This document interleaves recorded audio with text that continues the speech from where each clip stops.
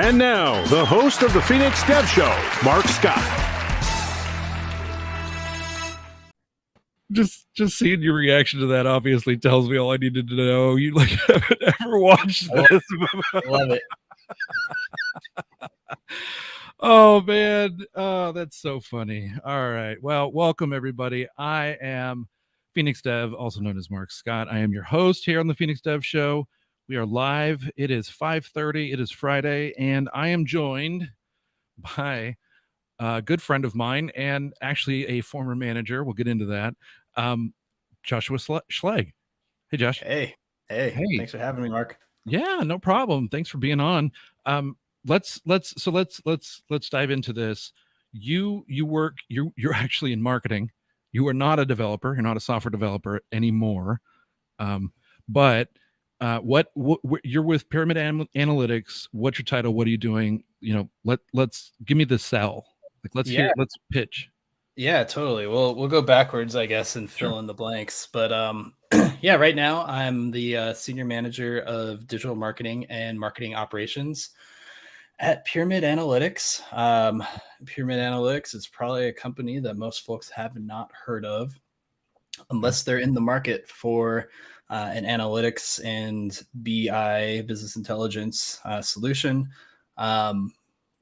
We're kind of the underdogs in the whole landscape, but I think we started to make a splash a few months ago when our company had a $120 million seed round, and things have been pretty crazy since then.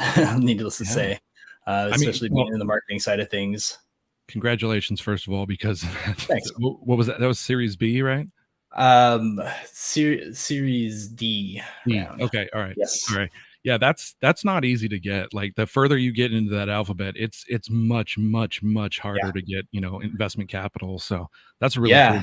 Yeah, it was a really cool process being a part of too. Like, obviously I wasn't in like all of the top level discussions, but seeing it come along and like the funding amount went from this to this, and like all of our existing investors wanted to chip in, but we had to like actually limit what they would invest in, because we wanted to bring in more new people and all that sort of stuff. Yeah, it was very exciting. We made a splash, did a lot of really cool marketing things on the digital side. It's been a wild ride, and I think it will continue to be for a little while now as we go up against the Microsofts and the Salesforces and Googles of the world, essentially. Yeah. And you've been doing a really interesting campaign the last couple of weeks, which was, Blockbuster didn't, have BI. That I love that whole, like the whole play of like, the X company that didn't have, a business analytics tool. Like, it's so funny. Like I've really been enjoying those posts. Yeah. Toys R Us, like who could have seen online retail, Right. We call that our no more bad business decisions campaign. Awesome. That one's been getting a lot of folks' attention. We've been doing some cool stuff, not only running like digital ads and all the usual, retargeting, as well as ABM based targeting type stuff, but also, finding industry events, competitor events, even. There was a big Tableau conference in Vegas. We bought the digital billboard at the Treasure Island, which is kitty corner to where they were. We ran our ads. Well, the cool thing is, we're not like running ads say Tableau sucks, use our product. But, we're running our own, messaging.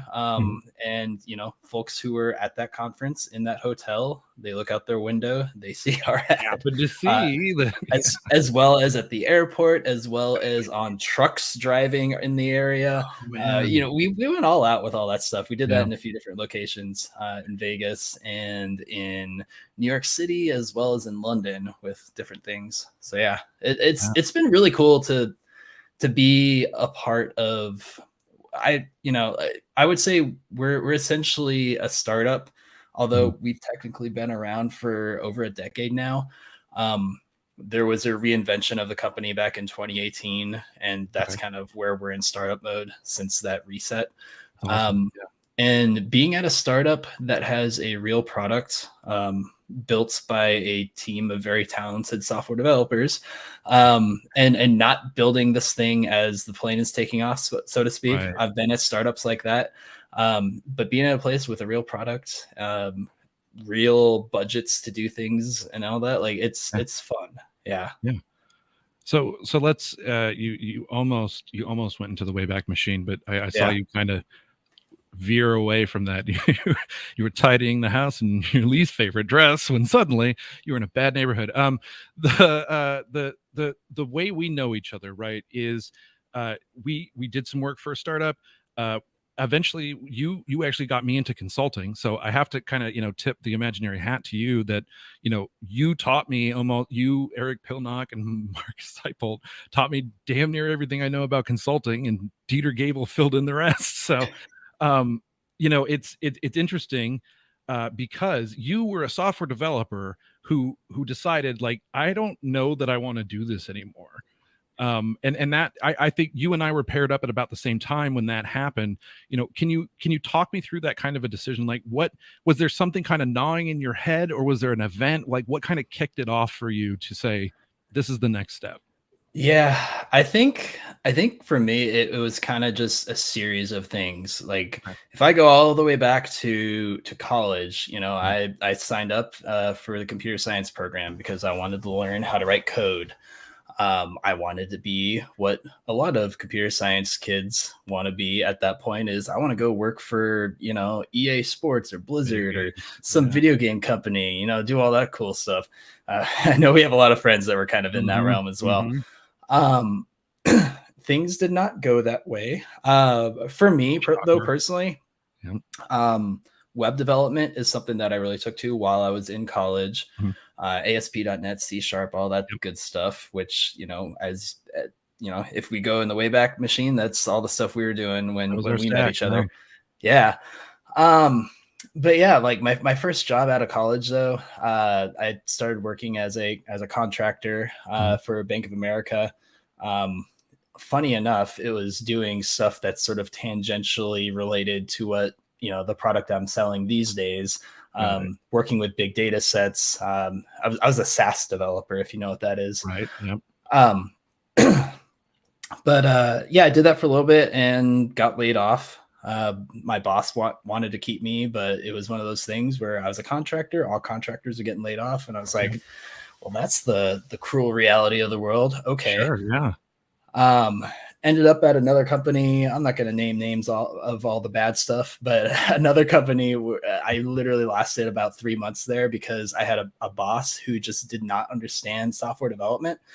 He would give me a task that literally take about 30 minutes to do. And that was like my work for the week. So I installed SimCity on my work laptop at that point, and I was just, it's what I did. Yep. I don't know. And after doing that for a couple months, I'm like, okay, this is ridiculous. I need to Boring. leave. Yeah. And I did. And then that's where TBC came in, where we met each other. I got a message as far as just meeting up to just chat. They were looking for a .NET developer. I'm like, I'm a .NET developer. Sure, I could do that. And I learned a lot along the way there. Yeah. But essentially, what I'm getting to, though, is like, I don't know. There were enough kind of just rough spots Mhm. that kind of made me sour a little bit.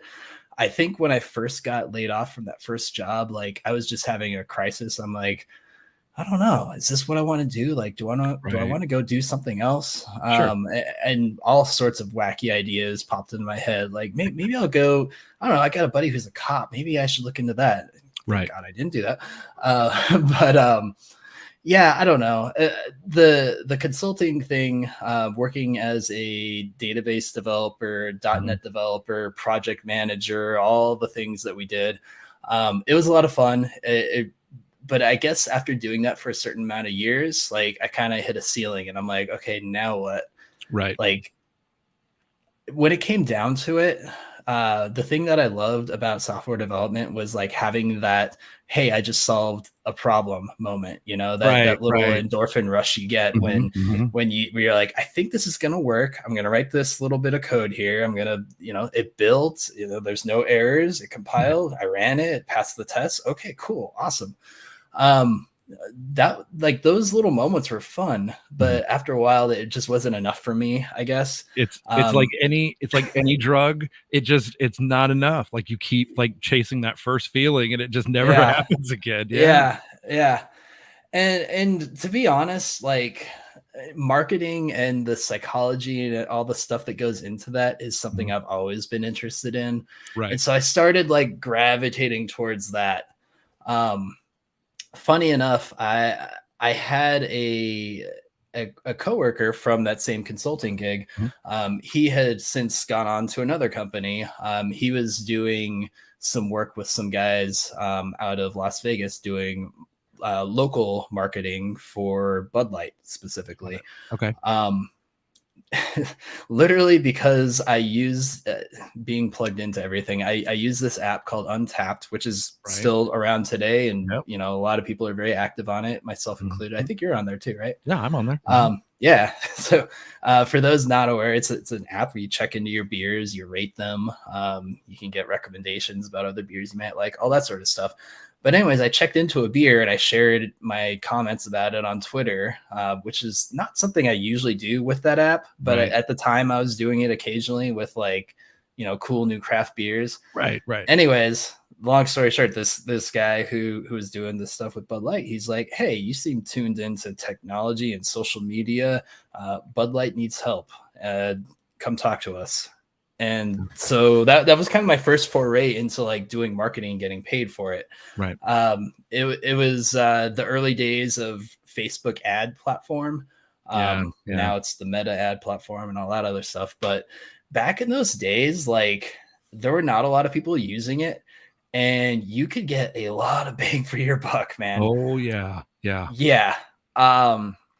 Essentially, I did work on the digital side, building out the brand for Bud Light Las Vegas, which was kind of a sort of a guerrilla effort. Like, Anheuser-Busch folks, like, we went and met with them at one point in St. Louis, and they're just kind of like, yeah, dude, yeah, sure, you guys could do that, dude, go for it. Sure. They I don't think they really expected much out of it. But then, within a few months, when all of a sudden we have a following of 100,000 people on Facebook, they're like, wait, what? Yeah. And that's where I really started to enjoy the marketing side of things, where, it wasn't just like a complete 180 of what I was doing with software development and then going into marketing. It kind of flowed very naturally. Yeah. Because all the stuff I was doing from that aspect was, very, very data driven, very, analytical. Yeah, exactly. Yeah. So like all the things you would do to target, potential people and all that, there's a lot of thought putting into it. And I remember as working on a couple of projects together where like we were pulling reports for like these huge companies that were like, how do we get these like, it was before like reporting was like ad hoc. Like it was like tough as nails to get. We were using SSRS and like pulling it out for like, remember that energy company that was like, how are we doing on these calls and stuff?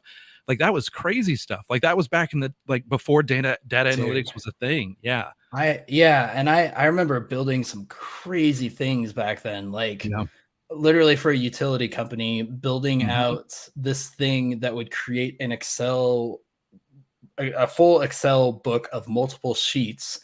And not only would it create that document, it would like go back and edit and run models against and do all this sort of stuff.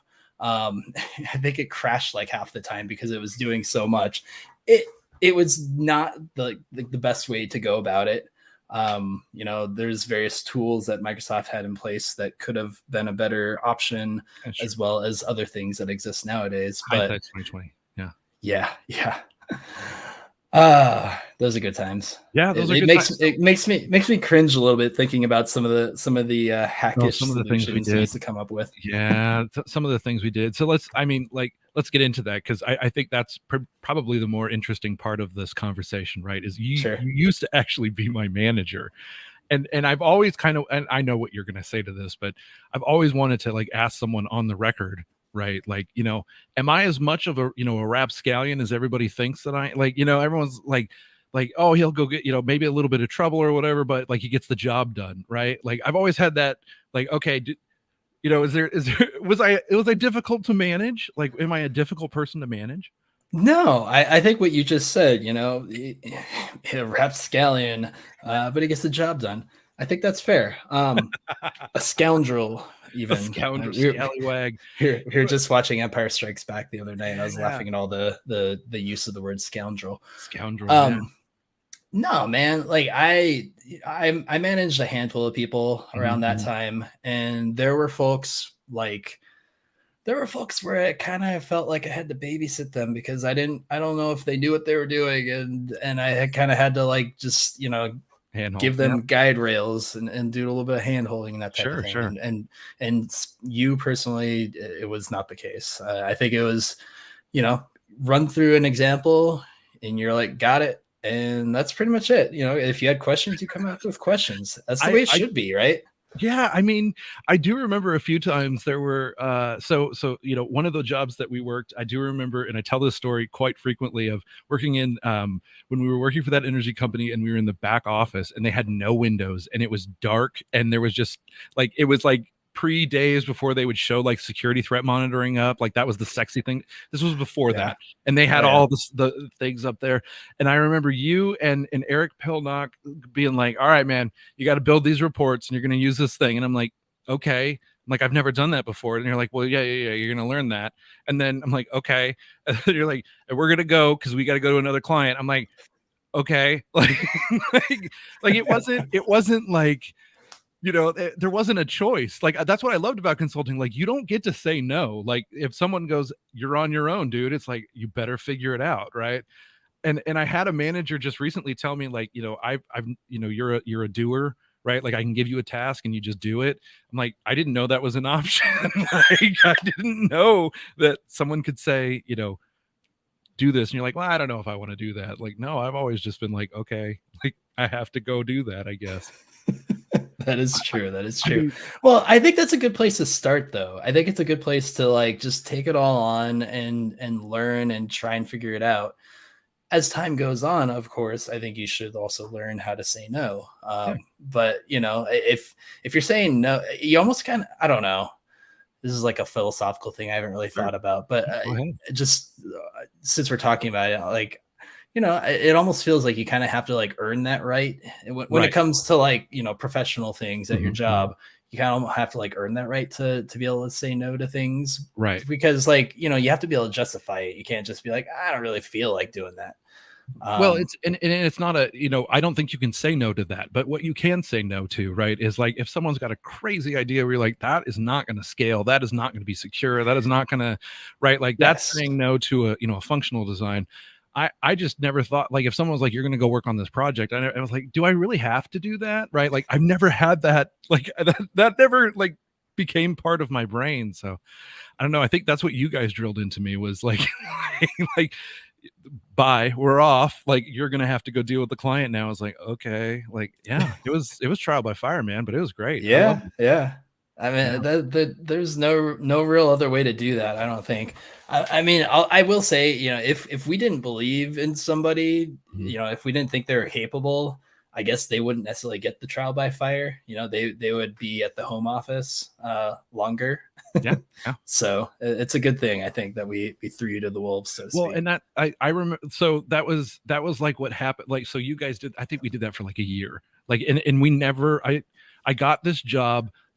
I got this job. They told me what the address was, but they said, don't go there. You're not going to have to go there. You go here and just meet us at this restaurant. And we're like, am I Oh sure yeah, my paychecks are going to cash? Like, is this actually a thing? Like, yeah. This is before like the today era right, where right, people work remotely and from home and everything.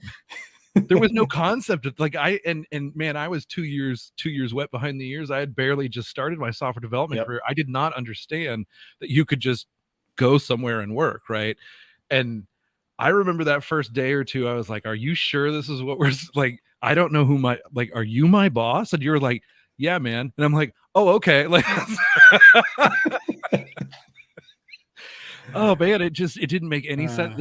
And you know, our buddy Eric, he would just like, "No, you don't have to worry about that. You just go down there and make those people happy." I was like, "Okay," and that was the end of his speech, right? The beautiful things about working for a small company doing consultant work, you know. Yeah, I mean, and that's when I learned. You know, there's a couple. I've got these weird idiosyncrasies now, where like if I'm traveling for work or so, like I have everything in my bag, like everything, like every single thing, like even when we were at in my end years at TBC, when like I wasn't going client to client, I still had everything in my bag.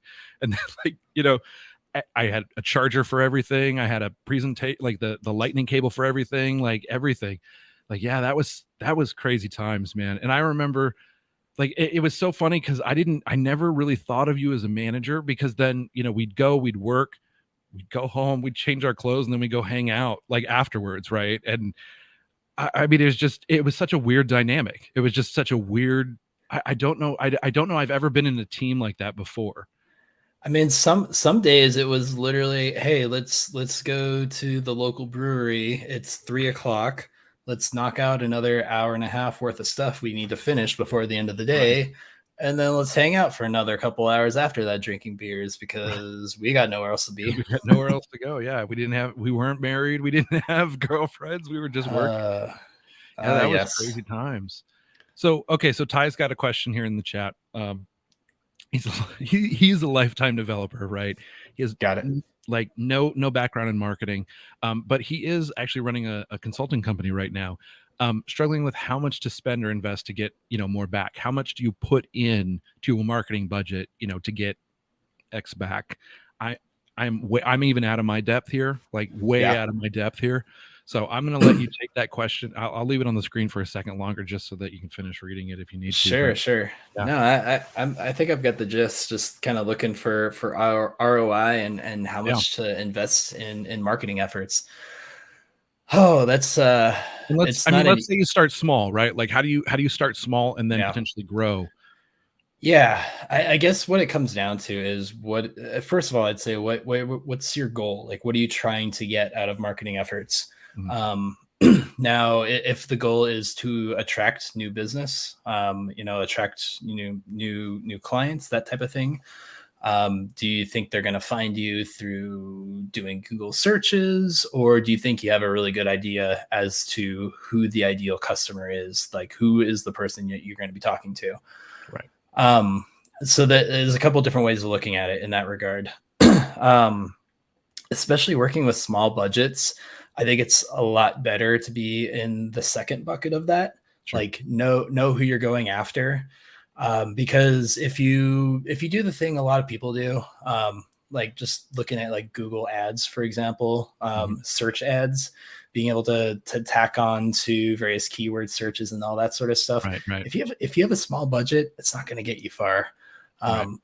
Honestly, it's not. And if you have a small budget, you probably don't have a lot going on with the website either. And so getting any sort of real SEO juice isn't going to get you far either. All those things tend to cost a fair bit of money.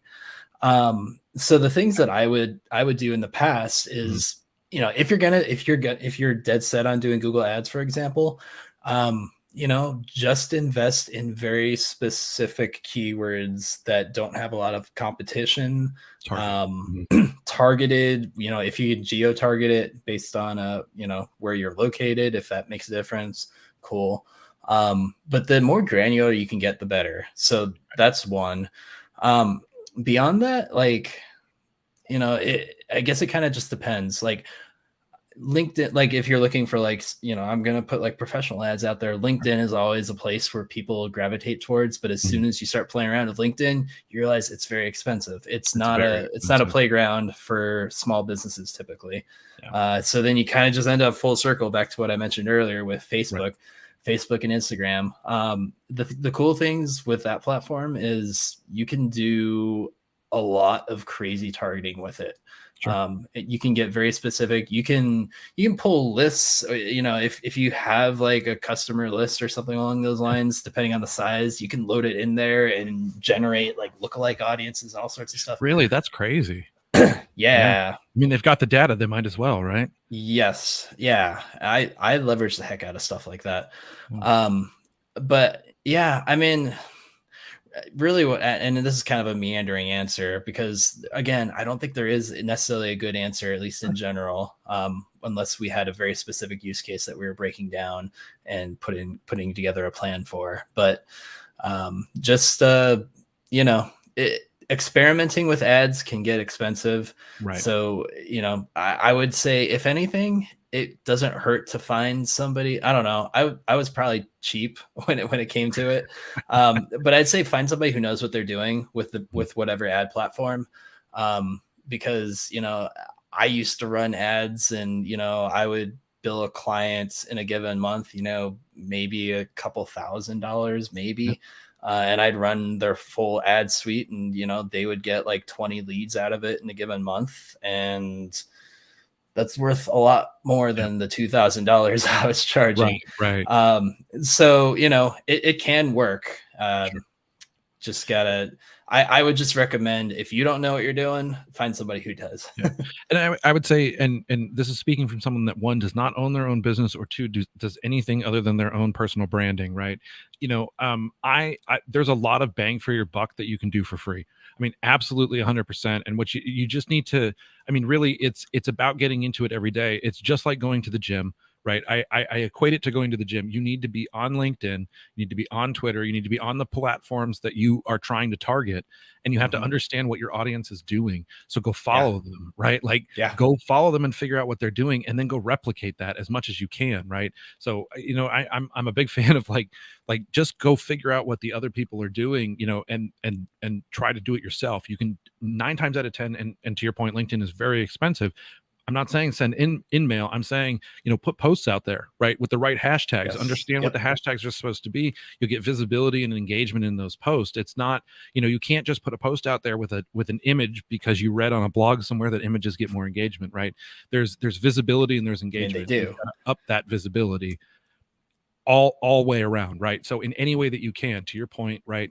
Your website better have some damn good SEO on it. Or if not, right, go find a platform that specializes in building SEO websites and do what you need to do. Find someone that does it, but try to get it as close as you can with as little as you've got, right? There's a lot of free things you can do without, spending a dime. Yeah, no, I agree with that. I like your point about the hashtags. LinkedIn, I mean, all the platforms have it. Facebook and Instagram, hashtags are, at least Facebook side of things, it's arguable how worthwhile they are there. Instagram can be a bit of a mess. But it's still worth it depending on what you're doing. But LinkedIn, yes, 100%. As well as YouTube, even, I would say. Absolutely. You can tag up to 3 things on your videos on YouTube, and I've found it leads to some pretty cool organic people stumbling upon your stuff through going through the rabbit hole of things. Shorts, YouTube shorts are great for that. Like I couldn't believe the engagement. Like all of a sudden, like it just popped like crazy one day. I was like, what happened? And like I posted a short and I was like, oh, okay, this makes sense now. Like it's bored teenagers, right? Like, and I hate to say that, but that's exactly what, like, you're getting a new audience. Like it's a brand new audience to go tap into. So yeah, if teenagers are a part of your audience, heck yeah, target it, right? Like between that and TikTok. Yeah, well, and I'm struggling right now. Like maybe so it's my show and talk whatever I want. I'm struggling right now to do vertical video. Are you finding, have you integrated vertical video into what you guys are doing with marketing? No. Okay. not with what we do. So we're very business to business centric. We don't have like a self-serve, try it out for yourself type of option. Like we're like 6 figures, multiple 6 figures for an annual contract type of deal. And so, if we do want to reach those people, who are on the platforms with the vertical videos and whatnot, like those probably aren't the decision makers and the buyers, and it's probably not going to get us what we want for the spend. That's it. Like I love vertical video. Yeah. I mean, it's funny to say that because I think probably a decade ago, it's like, no, you gotta turn your camera the other way. Not the case anymore. Instagram and Snapchat and TikTok have all changed that game. Yep. Yeah. Ty loves the insights. So you made a fan already. Like, go follow Josh on LinkedIn. I'm sure you're going to learn a lot because there's a ton that he's doing with the pyramid analytics folks.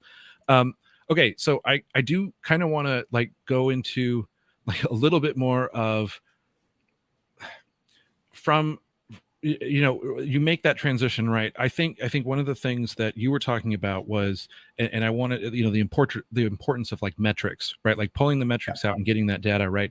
When you made that career transition, did you find that the development background helped, a ton in pulling that out? Was it easier to make decisions? Where did you see that kind of like, where did you see the benefit there? Yeah. So one of the things I've learned as time goes on, I start to meet more people like me. I'm not the only one who's gone from software development into digital marketing.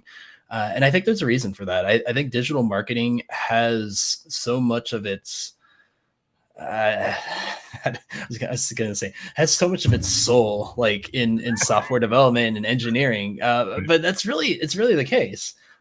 Because we're leveraging platforms that are being built by developers, and the more you understand those platforms and the closer you can get to the core data of it, the more you can do with it. So just like when it comes to, hey, I want to take this reporting API and be able to ingest it into this other platform, right, and make the various connections. Sometimes it's as easy as just, wiring a couple things together. Sometimes you end up utilizing another platform like a Zapier to pull data across into a spreadsheet, and then you pull that over into another place, and then you do some fancy stuff. Google Data Studio is a favorite tool of many, although I'm not allowed to promote that one because we have our own platform at Pyramid. Right. But and I hate to say this is now 10 years ago. What you would do is you would hire two yokels like us to write a C# translation app. How many times did we do that? Right. Like where it was just like, take the data from here and stick it over there. It's like, oh man, like this again. How many times did we get hired to come in? I can't even think of the names of these old databases that got deprecated like over a decade ago, but there were like ones that were deprecated probably back in 2005, and it'd be like 2010 they're still using it, and it's like, okay, let's get everything off of there, and we'll access, like an access database, for example. Yeah, how many access? Oh my gosh. Cow. And I mean, I love talking the war stories because it's kind of funny, right? Like I want to, so like, I do remember there was one time when we were working with a third party. Do you remember when we were working with that third party that had built that, the telemarketer like app, and we couldn't get support. Like there was no documentation. There was no support. Yeah. Oh my gosh. I remember being on calls. Like it was the most awkward thing. That was when I was like, oh, this is what consultants get to do. Right. Like it was the most awkward thing ever to be on the phone with their, my client. And they're like, well, we're not going to support it. Like we can't make that change. We're not going to do it. It was just so weird. Oh my gosh. Yeah. I mean, the importance of documentation, like I can't say it enough. Oh my gosh. Like totally. How many times did we just go in the first like week? It was just about building documentation. Yep. 100%. It's funny you mentioned documentation. Like I was just having a conversation with a new employee here the other week, who also has a little bit of a dev background, and we both work in ops. We say we're in go-to-market ops. She's kind of on the sales side, I'm on the marketing side, but we've worked very closely together. Sure. Our platform of choice for marketing automation, but also for our CRM, is Hubspot, which is, it's common in certain places. For a company like ours, I think a lot of people are surprised by that. Right. They would expect us to be on Salesforce, possibly with Marketo or whatever, which technically we were. It was one of the first things I did when I first came out to this company in 2019 was migrate us away from those, because we had very over-engineered implementations of both Marketo and Salesforce. They're a complete mess, absolute mess. But yeah, now we're in HubSpot. I've been maintaining it since. And just going back to the documentation thing, we, in HubSpot, we have workflows. And for those not aware, workflows are essentially like, no code. It's like a no code system. It's no code. You create, literally you create flows. You go Yep. from state A to B to C, might maybe have some logical branches here and there. It's literally, it's the same as writing code, but you're just clicking and selecting from drop downs and all sorts of stuff. Right. Once you have that realization, and you can do some really powerful stuff with it. But they added the capabilities in there to like add comments to what you're doing at each level, which wasn't something that was there when I first started using it. But now that we have like other people on the team, it's like, oh yeah, well, let's use the heck out of this because it's a thing now. So, I'm not in software development, but a lot of the same principles still apply. Yeah. And that's, it's funny because ServiceNow is in that space, right? The low code, no code, and then the like the data automation part. We have Flow Designer. We have a very similar, like, you can put data annotations in, you can put comments in, you can do a lot of stuff with that. But I wanted to, like, I think it surprises a lot of people because I'm like, oh yeah, I know HubSpot. Like I'm pretty familiar with HubSpot. And like, what do you use HubSpot for? I'm like, I actually put people in, like, I have my own personal HubSpot database. Like I actually have like, my interactions with people, my, calls or meetings with people that it's free. It's free. Anybody can sign up for their own instance. It's great. Yes. Yeah. It's amazing. It's amazing for keeping your contacts straight. Like I can't, I know they're not really a competitor, but a little bit of I'm like, it's a good product for what it does. That's, I like that particular use case. And I don't know, I remember when I opened the account, I was like, I feel dirty. Like I feel like I'm the software developer that could probably like write this thing up. And I'm like, yeah, I'll take the marketing tool. Like that's fine. I'll take the CRM. That's the point though, is, you don't need to write those things, especially when there are freely available tools. It's the whole work smarter, not harder. Like, do you need to build all that stuff from scratch? No. Right. Do I need, like, we have somebody now on our team who manages all of the Google ads and stuff. Right. So it took me a little while to adjust to stop going in and messing with the ads. I'm like, no, we have somebody for that. I don't need to do that anymore. Hands off. Yeah. That's crazy. And okay, so now you actually were the person that first of all introduced me to Twitter, I think. I think honestly, when we were back in our startup days, I do remember you being like, I'm on Twitter. And I'm like, what? Like, what is this? And I remember like really falling in love with it. And then, but that was a different account.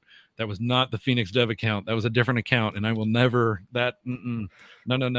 Like those sins died long ago. No comments. I won't resurrect any of those. Oh my gosh, man, that was rough. Like, and my previous marketing experience, like that's how I knew Google Ads and all that stuff, because I ran that blog, that crazy blog, and I had like put like $10 or $15 of my own money in, but that was before you could put limits on, and it chewed through like $150, and I was like, no, I was like a poor college student. But those were back in the day, man. Like you could buy, like, Facebook ads were like, man, you could get like $10 to $20 like would get you, thousands of impressions, thousands. Yeah. And hundreds of new likes and followers, just like that. That's what I was saying. Like the early days, and like you could like run whatever as your image. You can just pull down, like just go to Google, like grab some image that's copyrighted. Nobody cares. Like just throw it onto the ad platform and run some ads and get all these likes, and nobody's really looking. That's literally what I did. That's literally what I did for that blog, because I pulled a Google image out and then just put like my stuff on it. And what happened was and that was the crazy thing. It wasn't just the likes and all the like the traffic that it pushed. Like it put you in front of a lot of people. And I mean, like I ended up on like the local radio station because like I was like, oh wait, like it freaked me out. But it was one of those things, like, you don't know who you're going to actually like advertise to. Yeah. And it's crazy. Like, how many ads have you ever seen of like just someone, like just one like a personal brand advertisement? Like, it never happens. Like, wouldn't you think that was hilarious? Like, if I was just sitting there like dancing on the street or some video, like I'd click that. I don't know. Like, look, I'm a total clown. Watch my YouTube videos. Like, I don't know. I mean, that's all YouTube and TikTok is anymore. It's just personal ads for whatever they're, whatever clown's doing the next thing. Yeah. I mean, yeah. Well, that clown will be me. My kids, I was like, I've got an idea for a TikTok video, and they're like, when are we going to shoot it? I'm like, what are you talking about? Like, I don't know if I'm going to do that or not, but yeah. Wow. This has been fun. I like this. This is like, it's like going back in time. Like it's like, I remember things now where I'm like, oh yeah, that did happen. Like, Yes. There's many things that are popping in my head. I'm like, oh, we can't talk about that story, not here. I know. I'm like, I can't say that because you know what? One of my favorite stories is, okay, and this is, I mean, it's a little trouble, but it's not bad trouble. It's good trouble. I do remember there's a story of you, me, Eric, and a bunch of people. We went we went fishing.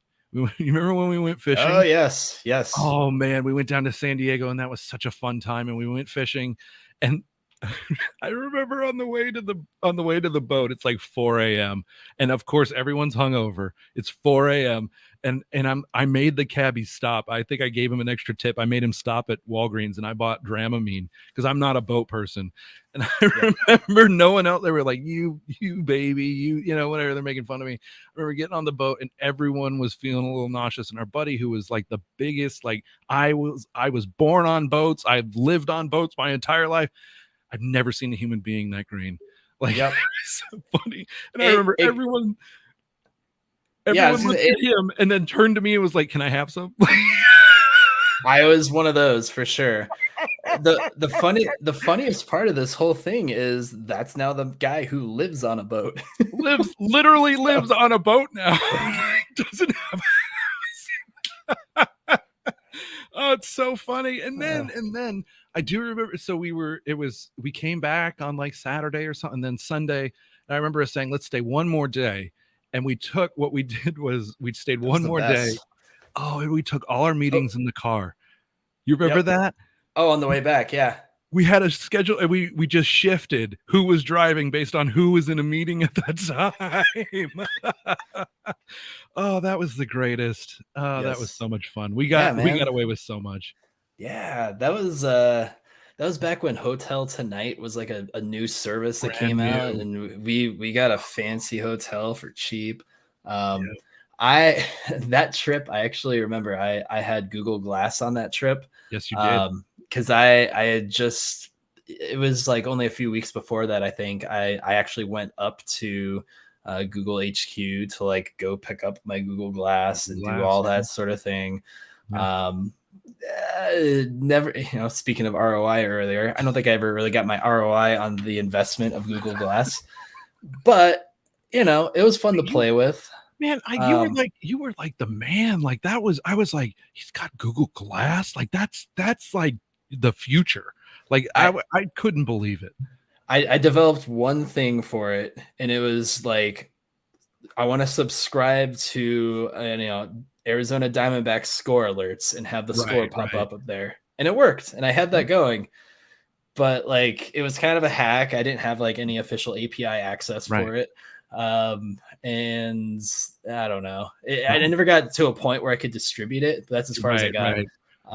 Yeah, it was a fun thing to play with. Mostly I just used it to like, just kind of like, hey, I just took a picture. Yeah. But you were the first, you had Google Glass. You were the first person I knew of that had a Windows phone. I think like when that first came out, the only person that I knew of that had a Windows. Yeah, you were the only person with a Windows phone. I still get made fun of to this day for having a Windows phone. I mean, although I still remember you had it. It was awesome. You got Instagram, and they're like, not yet. Instagram. Oh no, we don't. I remember at one point on the Windows phone, there was like a third-party, like sort of hackish, unofficial API into the Instagram. Yep. Whatever. Like, so I had like page and like displayed it back again or something crazy. Something like that. Yeah, I had like a fake Instagram app on the Windows phone. Windows Phone, they developed a solid OS. Yeah. They just never had a plan for, hey, how do we get people to actually develop stuff for this? Or, right. They didn't have a developer community already built, which was ironic considering we were C# developers at the time. Like we had a .NET MSDN subscription. We had all of this. No one, like I was like, I don't know how to develop for this. Like no one had any clue how to do it. and that was like that was right around the time where Xamarin was coming in, remember? And you had to pay for Xamarin, and Yep. now it's just part of .NET. Like, yeah, it's been crazy days. Those, yeah, that was before you could cross compile. You could cross compile anything. It was like you have to make your Android app and you have to make your iPhone app. And that's why, like, Android, people with Androids were second class citizens because everything was on Apple first. Apple. That was and that's why it just made no sense for Windows Phone to be like a third one. There's like already a second class citizen in Google. You want to add something next to that? No, like developers aren't going to do it. There's not going to be demand for it. Yeah. Rest in peace, Windows Phone. That bright blue thing that I had, brick, eventually. Yeah, that big brick. Yeah, that was cool though. It was cool. I remember that was like the first Metro theme. Remember, with the tiles and everything. Like that was the first, like, Windows 8 wasn't around, so it was the first like blocking. Metro. Yeah. And then they pushed it to Xbox and Windows and all that stuff. Now everything's Metro. Now we're coming back around. I remember the other day we were in a presentation and somebody showed a bunch of stuff, and I was like, "Oh, are we back to like hard corners or like soft edge corners with like what it was like 333 gradient, like remember those days where like everybody wanted that, like like, oh, are we back to that again? Like it's all fashionable, like these like 90s fashion is back in, or that's the thing right now, it's what all the kids are doing. And it goes the same way when it comes to design aesthetics and UX. That's for sure. It's crazy though. It's just crazy. It's just crazy to me because what else is crazy is, coming from a .NET, C#, ASP.NET background, like I used to do all my work on Windows machines. I was given a Windows machine by my employer. Here it is right here. I think I've worked for the company since 2019. I think the amount of hours that I've spent logged onto that machine, it's probably less than 24 total. Oh, man. I'm a bring your own device type guy, and I've got a MacBook. I'm fully in the Mac. I'm not in the Mac ecosystem because I just have MacBooks. I'm still an Android phone guy for the most part, but I don't even know what Windows looks like anymore, to be quite honest.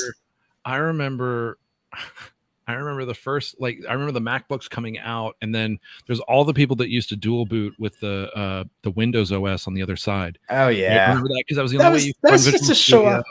Okay, yeah, I guess that was the case. I was gonna say most people just did that just to show off the fact that they could. They wanted to dual boot Windows, but there was one person, and it was Eric Pilnock, that dual booted Windows and actually did development on it. He was the first person I ever saw do Windows development on a Mac. Yeah. Yep. Yeah. He might still be doing that to this day. I bet he is. Why wouldn't he? It's the same thing. He's got all the same stuff. Like, that guy doesn't like change, man. Like, it's true. That is true. He's good. I bet. I don't know. I'm sure but it was always Mac after that. But yeah. Okay. Let's stop telling stories that people don't know about. But man, this has been so fun. It's been so fun to like kind of reach back into the Wayback Machine and think about some of those projects. But I appreciate that. And I really say it with sincere honesty. Like you did help me and taught me a lot about being a consultant, first of all. But really it was, you were the first person I knew that had a podcast. You were the first person I knew that, Twitter, like you were the one that just kind of opened my eyes to like, hey, you could be like connected to people. Like you could actually like make some content or something. Like you don't have to be you don't have to just make like these weird YouTube videos when you were like in high school. Like it's different. Like you can do like actual stuff. So yeah, totally. Appreciate that. I appreciate you saying that as well. It's been cool to see the way that you've been experimenting with all the different platforms over the years and landing on something like this. It's not like I do it on purpose. It's like I get bored and I'm like, well, I'm going to do this one now. Like now I'm going to do it this way. Like now I just iterate because I'm bored. Yeah. As you should. But yeah.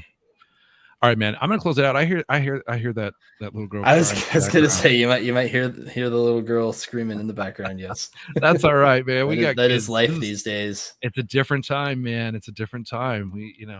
It's it's not getting woken up in the middle of the night because the server went down anymore. It's it's because the kid, has a fever. You get woken up in the middle of the night to clean up poop. Yep. It's a different type of poop, It's not your own. It's true. Yeah. Because if you had the choice, but anyway, man, that's the perfect note to like just send us back into the weekend. It's like, all right, let's not deal with any baby poop. All right. But hey, man, I appreciate it. You've been a friend of mine for it's over 10 years now. We got to be getting on like almost 15. Like it's kind of crazy. I've been saying that a lot today, but man, I appreciate you coming on. I everybody in chat, I really appreciate it. The love we've been getting on social has been great. Josh, is there anything I'll give you, full reign here to go big. You can, pitch what you're selling, tell us what to check out. If you got content, anything, and then we'll let you go. Oh God, you're not even joking. You're putting me full screen. Yeah, full screen. I don't necessarily have anything to pitch. I mentioned at the top already of Pyramid Analytics, company I'm at currently. As far as when it comes down to it, what we're selling is decision intelligence, not just business intelligence.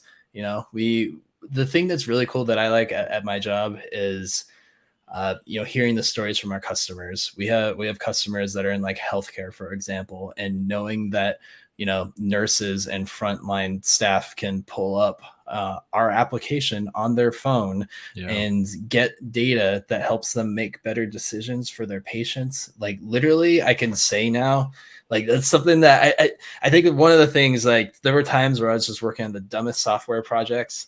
Like nowadays, even though I'm just on the marketing side, I'm not building the software.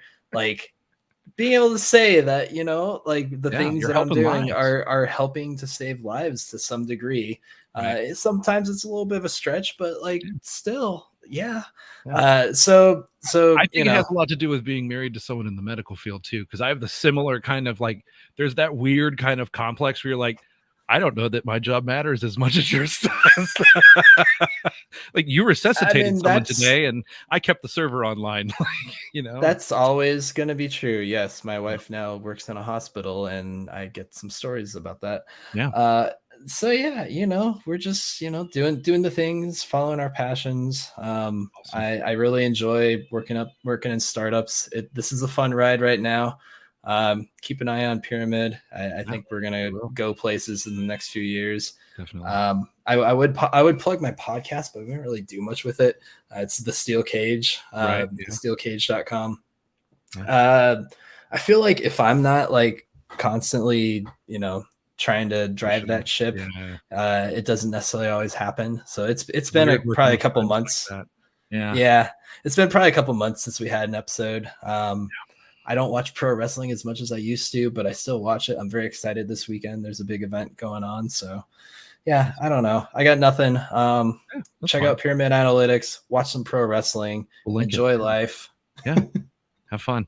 All right, everybody, we're going to sign off. I was like, okay, if I do an intro, I have to do a sign off, right? Like I got to come up with some sign off. And I was like, all right. Yeah. It doesn't matter if your tabs are spaces. Just remember, trim your strings. See you later.